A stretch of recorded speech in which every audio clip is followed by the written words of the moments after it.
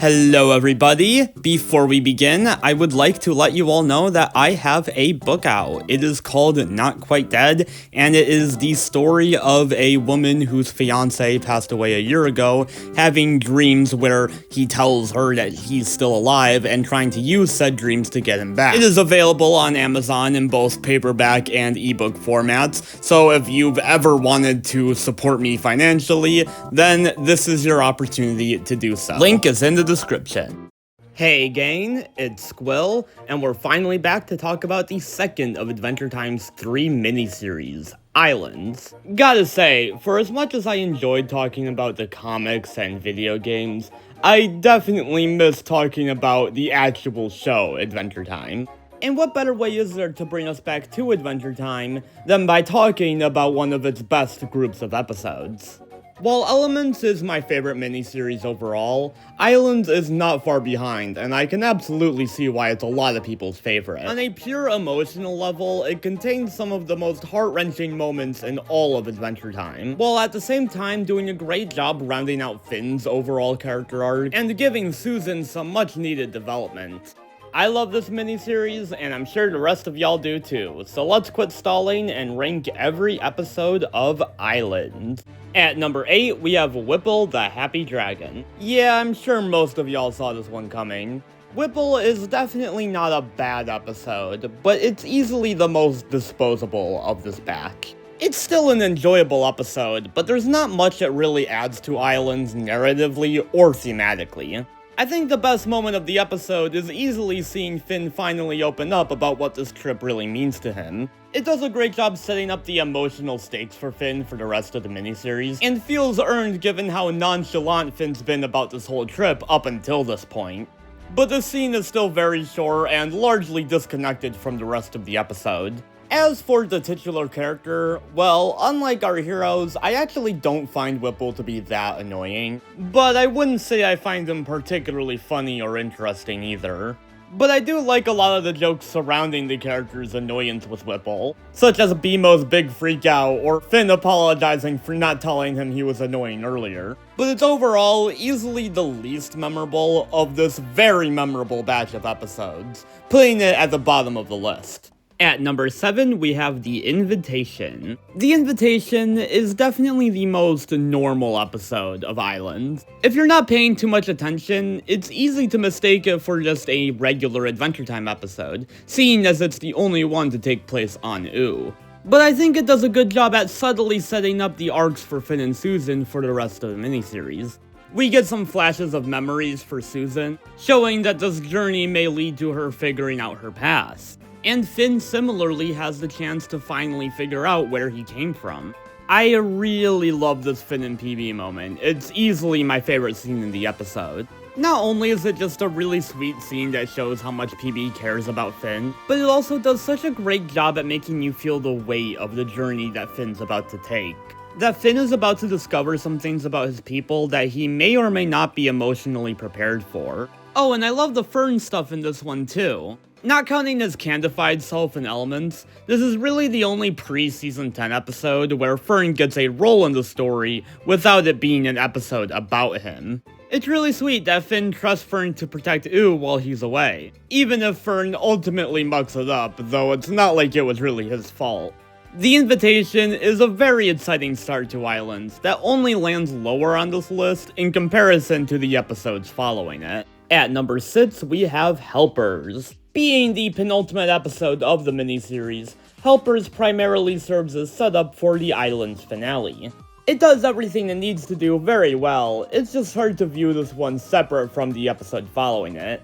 I love how alien they make Founders Island feel compared to Ooo, with their funky looking clothes and urban society. Despite being surrounded by his own species for the first time in his life, Finn has never felt more out of place. Which, funnily enough, is exactly how Simon will feel 12 years later. I really love how awkward this whole exchange is between Finn and who he thinks is his mom. All of Finn's dialogue here feels so natural and realistic. God, imagine being in Finn's shoes here. Finally meeting your mom for the first time, only to find that she's a bunch of robo-clones. I really love the way Minerva's backstory is handled here, probably my favorite scene in the episode. It's just such a rough situation, one where there's really no good solution to it. It sets up next episode's conflict between Finn and Minerva perfectly. Helpers is an incredibly strong segue into Island's finale, one that only lands lower on this list due to its lack of identity as a standalone episode. At number 5, we have Mysterious Island. Mysterious Island is a strong contender for the most underrated of Island's episodes. Amidst a series of crazy lore-filled episodes, the slower-paced Finn adventure sorta gets lost in the shuffle. But there's some great atmosphere here, especially in its first half. The nature of the island's weather constantly changing makes for a very interesting setting to watch Finn traverse. It's almost got a bit of Hall of Egress vibes, this Finn solo adventure in which he's stuck in an unfamiliar location. And when he finally does meet someone, it's a person he can barely communicate with. Side note, I love the running gag in this episode that Finn keeps commenting on how bad Susan smells. It's so unnecessarily mean. But despite the language barrier, Finn and Alva's little friendship is very wholesome. Love the way she leans on his shoulder here, so damn cute. The tape they watch here is easily my favorite scene in the episode. It's just so quietly sad, watching the destruction of this human civilization. They really don't shy away from how brutal this all is. And like Finn, it makes us the audience question whether he, Alva, and Susan are the only humans left. We obviously know this isn't the case by the end of next episode, but given how few humans there are new, it's not a tough thing to believe. Mysterious Island is a very strong, slow-paced episode to help prepare us for the craziness that follows it. At number 4, we have The Light Cloud. The Light Cloud is certainly an episode that suffers from pacing issues, largely due to needing to resolve both the Finn and Minerva conflict and the Susan and Frida conflict in just one 11-minute episode. Perhaps on an objective level, it should be a spot or two lower on this list, but goddamn is it able to hit those emotional high notes. Starting with the Susan and Frida stuff, I really like the role reversal they have going on here. That years of Founders propaganda has brainwashed the rebellious spirit right out of Frida. And for Susan, spending so many years on Ooh has given her a sense of what true freedom is like, putting them in the exact opposite positions they held when they were kids.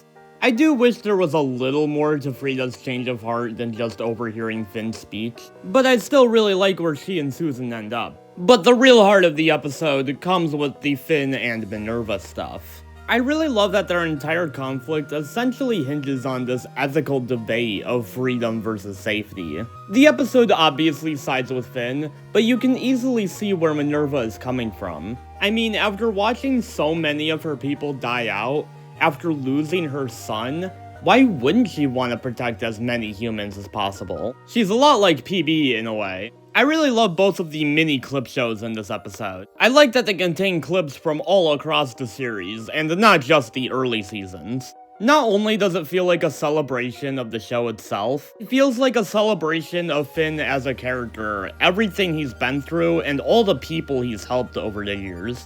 But the obvious highlight of the episode is easily the ending. Just one of the most emotionally devastating moments in the entire series. It really lets you sit with the fact that Finn will never have a normal relationship with either of his parents. His dad has entered a new mode of existence, and his mom isn't fully human anymore. It's a perfect final moment to cap off the episode and the miniseries as a whole. At number 3, we have Imaginary Resources. Imaginary Resources is a ridiculous episode, and God, I love it for that. Everything in this episode, from the backgrounds to the avatar characters to BMO's buff body, is just so interesting to look at. This is one of the few post-season 1 episodes that Penn Ward actually storyboarded on, and you can definitely tell. They do a good job capturing what it's like being in these online chat rooms. A bunch of people talking over each other with incoherent nonsense, and the mod being treated as essentially a god. Despite all of that, my favorite part of this episode has gotta be that Jake egg running gag. I love how he just keeps it inside him for the entire episode, and the payoff where it hatches inside of him is like a top 5 Adventure Time joke to me. It's so good. Something about John DiMaggio's exasperated, "Finn, did you see?" gets me every time. Finn's deadpan response is the perfect cherry on top here. But all that fun stuff aside, I do also find it interesting what the show has to say about escapism versus reality. Whereas most other shows and films would take a very hard stance against fantasy, Adventure Time finds a bit more of a middle ground.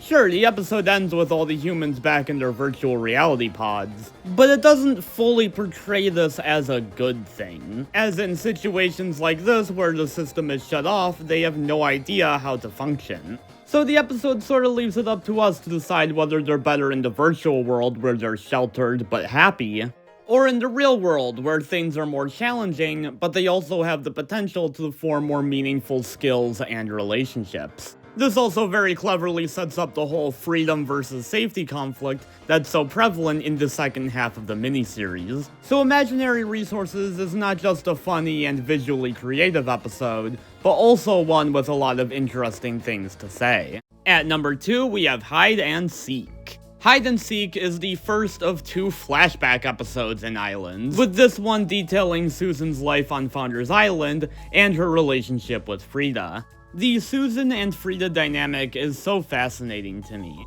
These are 2 friends we watch slowly drift apart as they realize just how big a difference they have in worldviews. Susan is someone who is fully bought into the Founders' propaganda, who believes that there is no life to be had outside of the one provided to her. Meanwhile, Frida is someone who does want to explore the world and get out of the Founders' bubble, but lives in a society in which doing so will get her punished. And we watch as this conflict slowly eats the 2 of them up inside. It's tragic because deep down, I think Susan knows that Frida is in the right, which is why she attempts to help Frida, but is ultimately too entrenched within Founders' propaganda to actually join her. This final moment between Susan, Frida, and Dr. Gross is so well written and storyboarded. That shot of Frida's hair as Susan pulls her hat off deserves 100% of the praise it gets. It feels so violating, and it really helps sell the betrayal that Frida's feeling in this moment.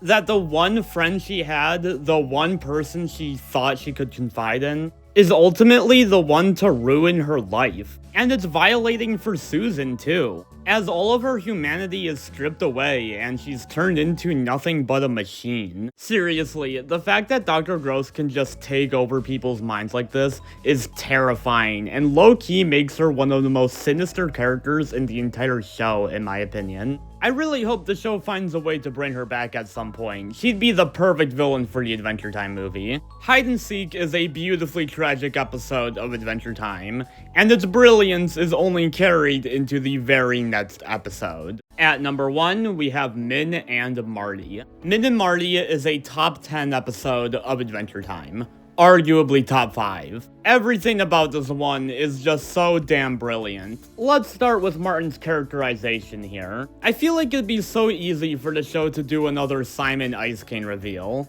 That Martin was once this good guy who's just misunderstood in the present day. But I think it's a lot more clever to reveal that he was always this con man, playing both sides of the hiders and seekers conflict. And that his relationship with Minerva was just him briefly turning his life around before his past came back to haunt him. Speaking of which, I absolutely love the dynamic between Minerva and Martin. For the brief amount of screen time they have together, their chemistry is just so damn perfect. I would watch an entire show about these 2. They just make for such perfect comedic foils to each other. The short montage that these 2 share together is so damn sweet and charming. It is beautifully set to the song Greatly Appreciated by Lake's Ashley Erickson, which we funnily enough just got an extended version of only a couple months ago. I highly recommend listening to this, it is wonderful. And I've said it before, but this montage ends in what is one of my absolute favorite shots in all of Adventure Time. For the first time, we see Martin as a loving partner to Minerva and father to Finn, which makes things all the more tragic when his life ultimately comes crashing apart. Seeing Martin do something heroic for the first time in his life, and for the sake of Finn, really just puts his character in a whole new light. He could have so easily built a good life for himself and his family, but after this event, none of their lives will be the same. Martin will carry the trauma of this event with him for the rest of his life. Minerva will have to live with the fact that her son was taken from her, and Finn will have to grow up with no sense of connection to any of his people. and none of them will ever truly know of the sacrifice that Martin made for them. Min and Marty is a heartbreaking episode, and an easy pick for the best of the Islands miniseries, in my opinion. And that was my ranking of every Islands episode. Please let me know how you'd rank this wonderful batch of episodes in the comments. I'm definitely excited to get to the Elements ranking sometime soon, as I somehow like that miniseries even more than Islands. But until then, Squill out.